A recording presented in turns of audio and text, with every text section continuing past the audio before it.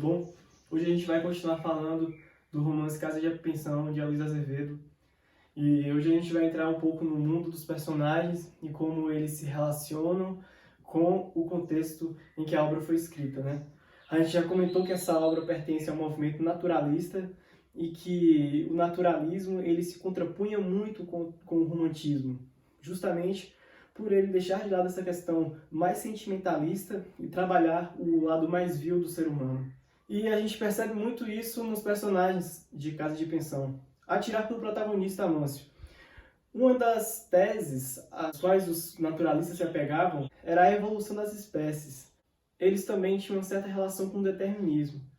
Uma teoria que prevalecia na ciência do século XIX, mas que com o tempo foi caindo. A teoria determinista, por exemplo, associava os países do norte, os países ricos, com o discurso de que o meio influenciava o indivíduo. Por isso que ele nascia ali, ele era melhor. Ali fazia frio e para o homem se desenvolver no frio, ele teria que ser mais forte que um homem que nascesse no calor, por exemplo. Então a gente percebe que até hoje a gente tem um pouco desse resquício de parcela da sociedade ainda enxergar um frio como um elemento civilizatório. Essas teses elas se encaixam no livro e, evidentemente, um texto muito importante do livro está logo ali no capítulo 2, quando o narrador, né, sempre em terceira pessoa, conta sobre Amâncio, relata um pouco sobre sua infância e como o que aconteceu na infância dele influenciou sua vida e deixou ele meio que com o destino certo. Ele fala ali da experiência dele traumática com o professor e da criação totalmente abusiva do pai. O pai de Amâncio era um português bem violento, típico homem do século XIX. E o professor, por sua vez, era ainda pior. A descrição desse capítulo é muito boa, porque você vê ali, né, um relato totalmente cruel. Você vê que a vida dele é construída em traumas, basicamente. Bem, eu separei esse trecho aqui agora para a gente ler e analisar. Sugiro que vocês pausem o vídeo e leiam com mais calma. Havia na escola um rapazito, implicante levado dos diabos, que se assentava ao lado dele e com quem vivia sempre de turra. Um colega dele lá, né? Aí eles brigaram um dia, até que Amâncio, né? Ele tinha seus 8 anos ali, aí ficaram de confusão ali e tal. Entrou o professor, ficou todo mundo quieto. Aí de repente, né? Tem aqui, né? Fez-se respeito, todos os meninos começaram a estudar em voz alta, com afetação, mas de repente ouviu-se o estalo de uma bofetada. O professor ficou estressado, perguntou quem foi, e Vasconcelos foi o único acusado. O professor logo pergunta para ele, e ele disse que o menino xingou a mãe de Amâncio, né, a sua mãe. Aí o novo acusado contradisse, disse que era mentira. E quando o professor perguntou o que Amâncio falou, Amâncio falou, ele disse, nossa, que absurdo, você não pode falar isso em lugar de aula. E o professor pegou a mão de Amâncio e bateu, né? Ele diz aqui, puxando a pura força do delinquente para junto de si, ferrou-lhe meia dúzia de palmatoadas. Amâncio, logo que se viu livre, fez um gesto de raiva. Aqui não fica claro se ele falou um palavrão ou se ele mostrou o dedo médio pro colega, mas ele protestou, né? Ah, ele é isso? Exclamou o professor. Tem gênio, tratante. Ora, espera, isso tira-se. O professor ficou na ira com Amâncio e, voltando-se para o rapazito que levou a bufetada, entregou-lhe a férula e disse-lhe que aplicasse outras tantas palmatoadas em Amâncio. A crueldade do professor chegou a este ponto de botar o colega para bater no outro. Mas Amâncio não se submeteria ao castigo, né? O professor tentou fazer a força, Amâncio não abriu as mãos, os dedos pareciam colados contra a palma. E aí o professor, perdendo a razão, né, desesperado, com semelhante contrariedade, muito nervoso, deixou escapar a mesma frase que pouco antes provocara tudo aquilo. Xingou a mãe de Amâncio, né? Só que agora Amâncio recuou 2 passos e soltou uma nova bufetada, mas na cara do próprio mestre. E ele fugiu. Aí depois ele pediu para todo mundo pegar, né? Porque, né, era a sala inteira saiu atrás de Amâncio. Até conseguiram pegar ele. No livro tá assim, né? Todos os meninos abraçaram sem hesitar a causa do mestre, e Amâncio foi agarrado no corredor quando ia alcançar a rua. Mas 4 pontapés puseram em fugir dos 2 primeiros rapazes que lhe lançaram os dedos. 2 outros acudiram logo e o seguraram de novo. Depois vieram mais 3, mais 8, 20, até que todos os 40 ou 50 estudantes o levaram à presença de Pires, alegres, vitoriosos, risonhos, como se houvessem alcançado uma glória. E aí, já se não bastasse isso, ele sofreu um novo castigo, né, uma humilhação total na frente de todo mundo.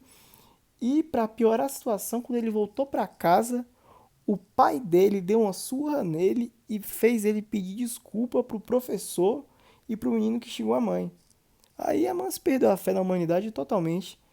Aí o meio essa violência logo na infância traumatizou o coitado, né? Tanto que tá aqui, desde esse instante, todo o sentimento de justiça e de honra que Amâncio possuía transformou-se em ódio sistemático pelos seus semelhantes. Ficou fazendo o triste juízo dos homens. Imagine aí, você criança ter esse trauma logo de cara. E para corroborar com essa nossa análise, eu vou ler esse trechozinho aqui, ainda no mesmo capítulo. É um parágrafo que ainda está ligado a essa história toda da surra que ele levou do professor e do pai. E eu acho que sintetiza muito bem tudo que a gente falou até agora aqui, né? Dessa questão de determinismo e da fatalidade que isso traz para o personagem na narrativa. Todavia, esses pequenos episódios da infância, tão insignificantes na aparência, decretaram a direção que devia tomar o caráter de Amâncio. Desde logo habituou-se a fazer uma falsa ideia de seus semelhantes, julgou os homens por seu pai, seu professor e seus condiscípulos, e abominou-os. Principiou a aborrecê-los secretamente, por uma fatalidade de ressentimento.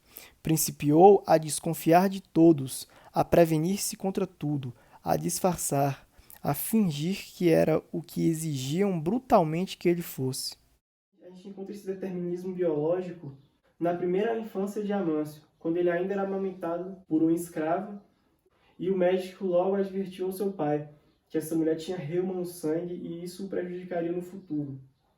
Então a gente já vê ali uma predisposição dele a se lascar na vida. E para conhecer mais um pouco dos personagens também, a gente pode tratá-los de uma maneira que eles representam, em geral, uma crítica a um falso moralismo da época.